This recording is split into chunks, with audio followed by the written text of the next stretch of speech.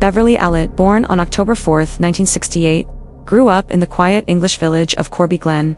From an early age, she seemed to yearn for attention.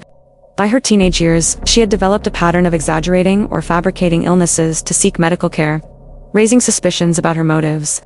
Despite this troubling behavior, Allitt pursued a career in nursing, gaining employment at Grantham and Kestevan Hospital in Lincolnshire. It was here that she earned a chilling nickname, the Angel of Death.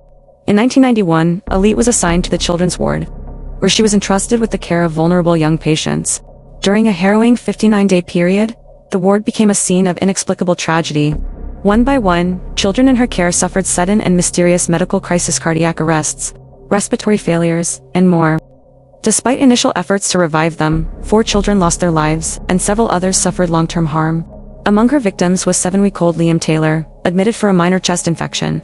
Under Allitt's watch, Liam experienced an unexplained cardiac arrest and died shortly after. The pattern continued with 11-year-old Timothy Hardwick, who had cerebral palsy, and 15-month-old Claire Peck, who died after what should have been routine care. The grieving families were left with no answers, only the devastating loss of their children. Suspicion mounted as hospital staff began noticing an alarming number of emergencies concentrated during Allitt's shifts. Investigators uncovered evidence of foul play.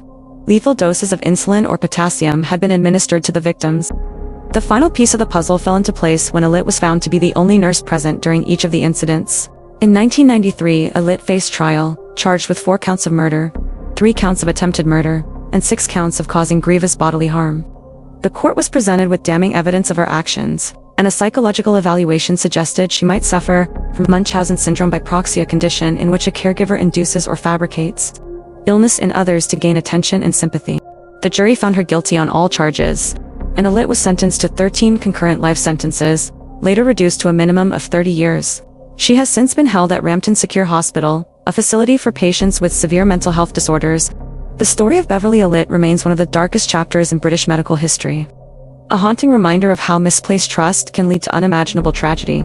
The families of her victims continue to grapple with the pain of their loss, while the healthcare community has worked to improve safeguards against such betrayals of trust.